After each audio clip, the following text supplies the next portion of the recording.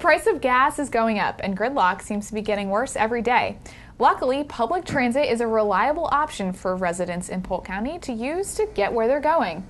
Here with us today to talk about some of Polk Transit's new services and exciting new partnerships, we have Paul Simmons, the manager of Polk County Transit Services, and Tom Phillips, executive director for the Citrus Connection. Well, gentlemen, thank you for joining me today.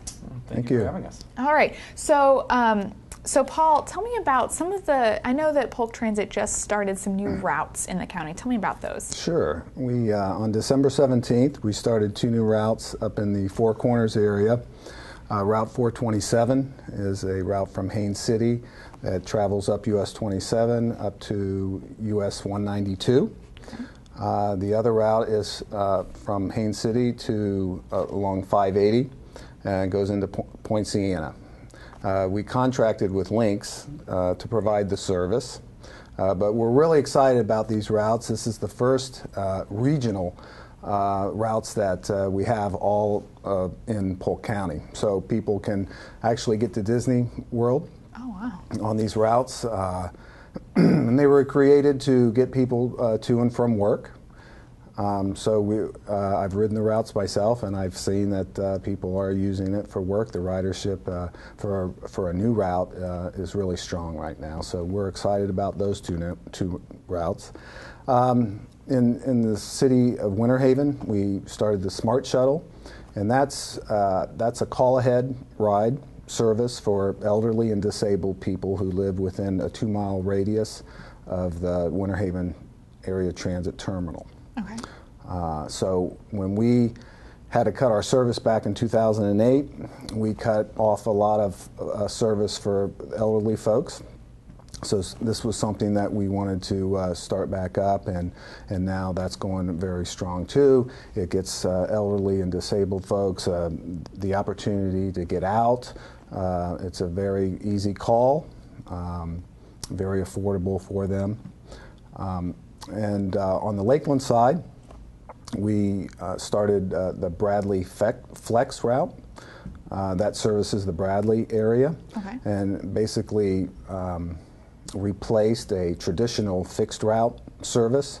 Now where the bus will actually flex off the fixed route and pick folks up in front of their homes within 3/4 of a mile of the route itself. So that is a relatively new concept that we're starting here in Polk County. It allows more people to utilize the service, and I believe that's going pretty well too. Yeah. All right. Well, talk to me a little bit about this Lynx partnership. I know you've got a partnership with Citrus Connection in Lakeland, and what does this mean to the county? Well, it means it removes the lines from Polk County and Osceola and Orange County. And you know, in the Point Siena area, that's a huge population. People go into Osceola, they go into Orange County, and they also want to come into Polk County as well. So this regional connection is the first of its kind, to where you can ride Winter Haven Area Transit and then connect to all the Lynx routes in Osceola and Orange County. So it really, for people who utilize public transportation, now with this connection, you can actually get over to the East Coast on public transportation. So yeah, that's great. Yeah, you're no longer limited by by just the county lines. Absolutely. Well, okay, so I know that we have the partnerships with Lynx, and I said Citrus Connection, and other transit companies, but that you have some other partnerships with some community, like the schools and the universal access going on. So talk to me about that. Right, we do, and one of the things we recognized is that we really wanted to diversify our funding sources. The economy's hit everyone difficult, and obviously tax revenues are down, and we wanted to really make sure we were more viable to the community. And so Paul and I worked together to recognize, how could we increase either public-public partnerships or public-private partnerships. And as you know, I'm relatively new to Polk County. I've been here a little less than 2 years, and one of the things that was a pleasant surprise about Polk County is really how many small and large collegiate colleges we have in Polk County. And so we approached Polk State College April 24th of last year and really presented the idea of what they've been doing, the Gators and the Seminoles have been doing a number of years in their communities, which is to enter into a contractual relationship with the university that allows the students to be able to ride the bus system for free because we've entered into a funding arrangement with the administration. So we launched the Polk State College, what we call the Eagle Soar Free program, which overnight allowed 20,000 students, faculty, and staff of Polk State College, regardless of what campus they went to in Polk County, to ride the bus system for free because we entered into a funding arrangement with Dr. Holden. What's really neat about that, they were the first, and their 12-month ridership average prior to the agreement was 2,400 rides a month. That's what they averaged out to over a year. That's pretty good. It was pretty good, right? I mean, during the summer it would go down, and during the fall it would spike, but the average was 2,400 a month. With the Eagle Soar Free program last month, we did just under 10,000 rides. Wow. So by that's a lot of people riding the bus. Yeah, it's really neat. So, and with Polk State College, we've been able to follow suit with Southeastern University. So now the students, faculty, and staff of Southeastern University can ride. Everest University, Learning Resource Center, Explorations 5 Children's Museum, and we were the first transit agency, Polk Transit, in the United States to contract with a Fortune 500 company, so the 1,300 model citizens of Legoland can now ride the bus system for free because we entered into a funding arrangement with Merlin Entertainment, who operates Legoland. And what's really neat about that is we were able to take the contractual collegiate model that the rest of the United States was doing, and Polk County was the first transit agency to say, let's take this to the employment sector. Now the question is, does that translate, right? Because college students will ride the bus because it's free, but will employees ride the bus? And what's neat is when the park opened, the ridership was 64 rides a month. The model citizens weren't really using the Winter Haven Area Transit Route 30 nor the rest of the system. Last month we did just under 1,500 rides.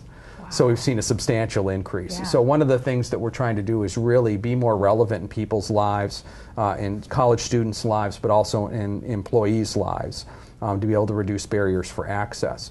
Polk Works is also doing the Race to Place, where they're trying to place 10,000 jobs, 10,000 unemployed Polk County residents into jobs in 6 months. Oh, wow. That's really aggressive. I think that's 89 job placements a day. And what we did was we took $1,000 of our collective marketing budgets. We purchased 300 day passes, and we handed those over to Polk Works. So now if somebody needs a job and they have no way of getting to that job interview, they can get a day pass to get back and forth to be able to go through that job interview. And then I'm sure you've seen those types of improvements as well. Yeah, that's great. So what about the other colleges, USF or Florida Southern? Do you have anything? Thank you. I did. I forgot our newest agreement. We launched USF about 2-3 weeks ago. So USF can ride. Florida Southern, we're still working on it. Okay. So their fiscal year's coming up. So hopes are high that we could get the mocks on the bus, literally and figuratively as well. All right. Maybe they'll see this and they'll want to jump on board. That would be great. Well, these partnerships are kind of like non-traditional sponsorships, but you have some more traditional sponsorships where you're almost like the buses are moving billboards, right? Absolutely. We have bus advertising that's available, and they can contact Polk Transit, the Board of County Commissioners, or the Citrus Connection.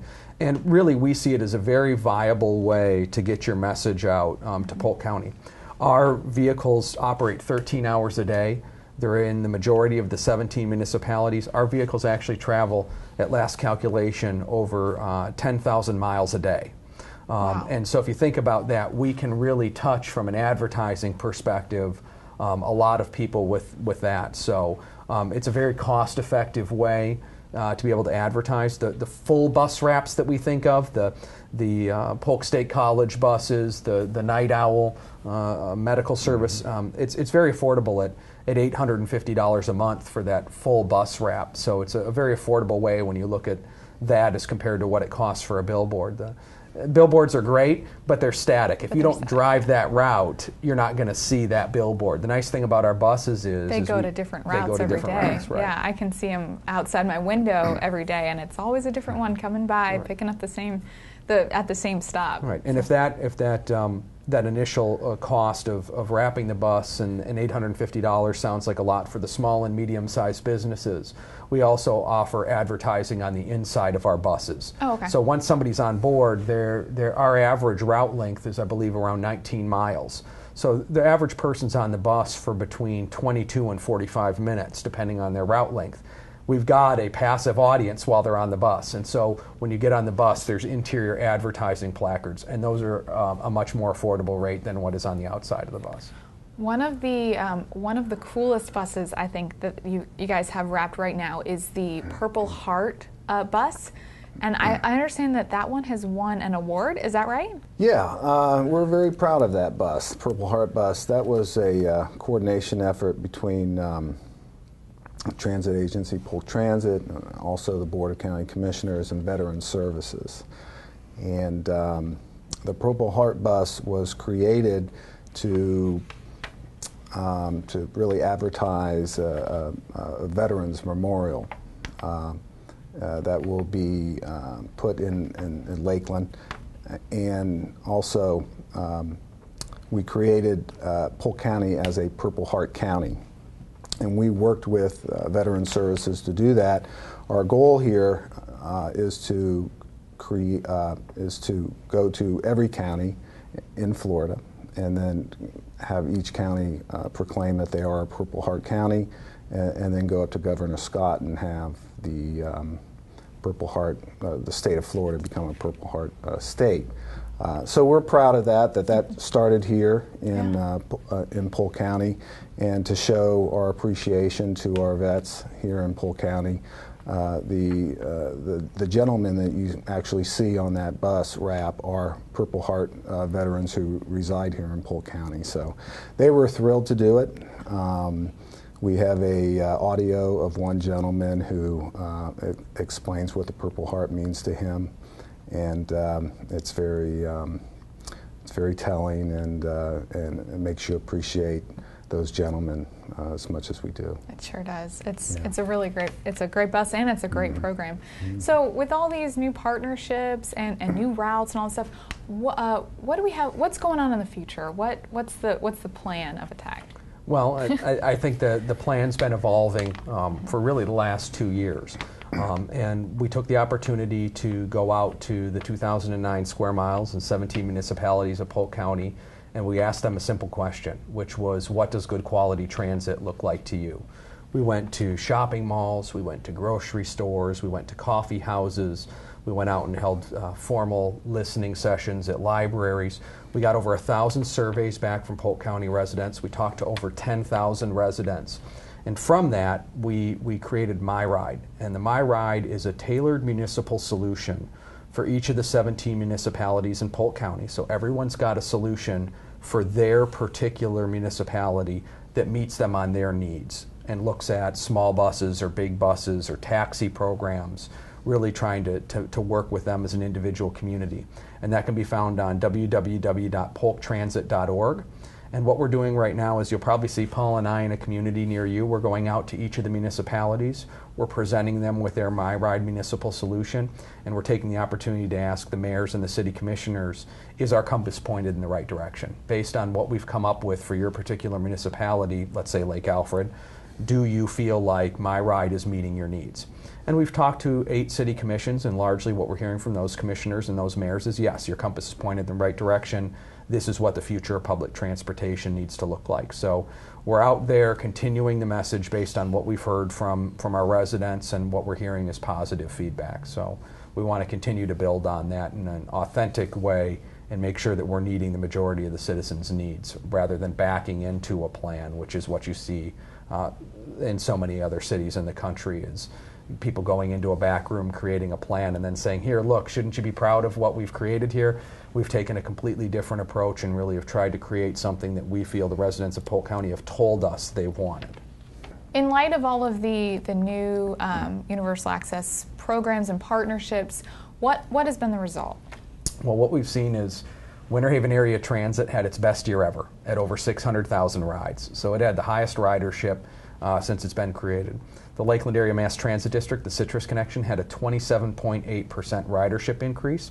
So we saw one of our best years ever. But what's really exciting is that we brought our operating cost per hour down 8.6%. Wow. So we were much better stewards of the taxpayer dollars than we've ever been. That's great. So ridership's up, costs are down, and everyone in Polk County benefits from that, the rider and the taxpayer alike. So we're really excited about the trends we're seeing and want to be able to continue those into the future. And all signs are showing that we're going to be able to repeat again this year. Oh, well, that's really great. Well, Tom and Paul, thanks for coming out today and talking to us about these new services. You're very welcome, and thanks for having us. Well, if you aren't yet sold on using public transit in Polk County, think about this. $9,000.